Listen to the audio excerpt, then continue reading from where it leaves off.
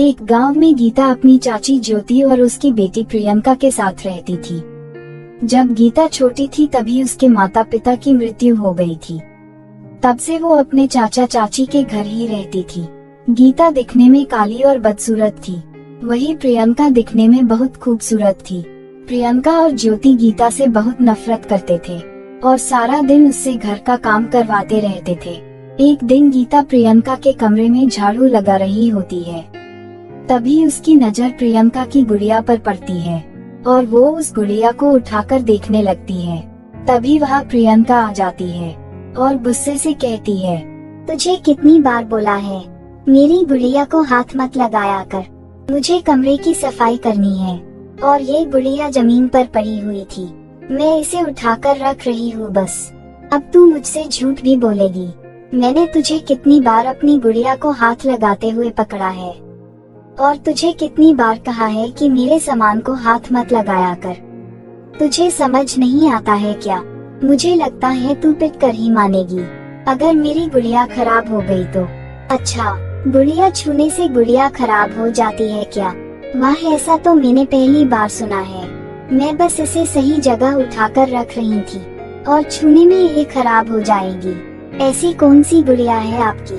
तू बदसूरत लड़की मुझसे बहस करेगी? शर्म नहीं आती क्या? इतनी बार मना करा है फिर भी मेरी गुड़िया को छूने आ जाती है। जब आपके हाथ लगाने से गुड़िया को कुछ नहीं होता तो मेरे हाथ लगाने से गुड़िया खराब कैसे हो जाएगी? वैसे भी ऐसी कोई गुड़िया नहीं बनी है जो छूते ही खराब हो जाती हो। गीता की ये बात सुनकर प्रियंका को बहुत गुस्सा आता है और उन दोनों के बीच बहस चल रही होती है। तभी वहाँ ज्योति आ जाती है और बोलती है, क्या हुआ प्रियंका, तू इतना गुस्सा क्यों कर रही है? इस बदसूरत लड़की ने तुझे कुछ बोला है क्या? ये लड़की मेरी गुड़िया छू रही थी। मैंने जब इसे बोला कि ये गुड़िया बहुत अच्छी है, तू भी इससे खेल कर देख, तो ये मेरे से बहस करने लगी और इसने मेरी गुड़िया तोड़ने की भी कोशिश करी। अपनी बेटी की बातें सुनकर ज्योति को गीता पर बहुत गुस्सा आता है और गीता की बात सुनने से पहले उसे मारती है। क्यों हुई काली लड़की, तेरी हिम्मत कैसे हुई मेरी बेटी से बहस करने की? अब तेरी सजा है, तू अपने खाने के लिए बाहर से पैसे कमा कर लाएगी और मुझे भी देगी। लेकिन चाची प्रियंका ने जो कुछ भी आपको बताया वो सब गलत है। मैंने ऐसा कुछ नहीं बोला है और मैं पैसे कहाँ से लाऊंगी ये सब मुझे नहीं पता। जा और पैसे कमा कर ला, वरना मैं तुझे खाना नहीं दूंगी। ज्योति की बात सुनकर गीता अपने कमरे में जाकर जोर जोर से रोने लगती है। उस दिन रात भर ज्योति गीता को खाने के लिए कुछ भी नहीं देती है। गीता को बहुत भूख लग रही होती है, लेकिन उसके पास खाने के लिए कुछ नहीं होता है, इसलिए उस दिन गीता बिना खाए ही सो जाती है। अगले दिन सुबह उठकर गीता अपने मन में सोचती है, कल भी मैंने कुछ नहीं खाया है और अभी मुझे बहुत भूख लग रही है, लेकिन चाची मुझे कुछ भी खाने के लिए नहीं देगी, इसलिए मुझे कैसे भी करके कहीं से पैसे लाने ही होंगे। मैं एक काम करती हूँ, फूल बेचकर अपने खाने के पैसे लाऊंगी। इतना सोचकर गीता बगीचे में जाती है और फूल तोड़ने लगती है और फूल ले जाकर बेचने लगती है। पहले दिन ही गीता के सारे फूल बिक जाते हैं। उन पैसे से गीता खाना खा लेती है। ऐसे ही कुछ दिन बीत जाते हैं। अब गीता रोज फूल बेचने का काम करने लगती है और बहुत सारे पैसे कमाती है। एक दिन गीता को गांव के बगीचे में फूल नहीं मिलते हैं, इसलिए वो जंगल में फूल लेने जा रही होती है।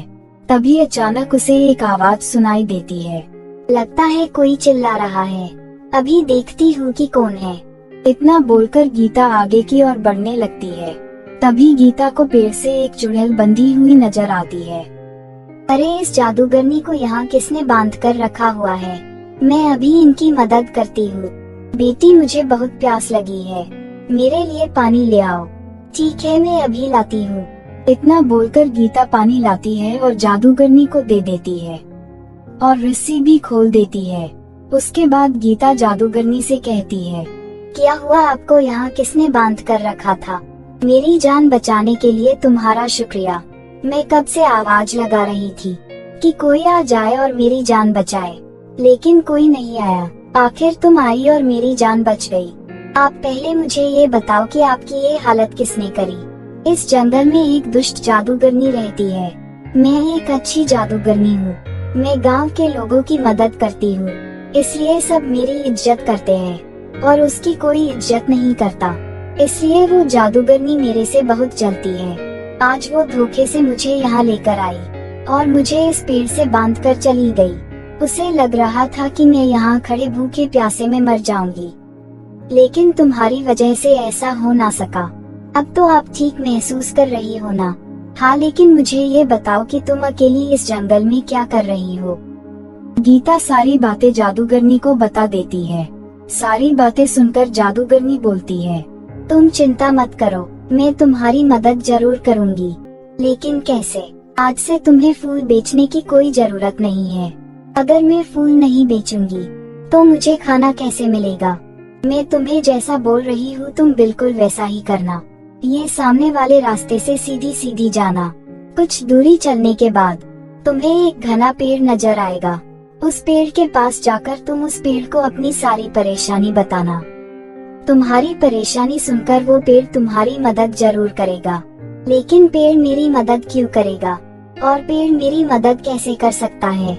क्योंकि वो पेड़ मामूली नहीं बल्कि जादुई पेड़ है। जब भी कोई अच्छा इंसान उसे अपनी परेशानी बताता है तो वो पेड़ उसकी मदद करता है।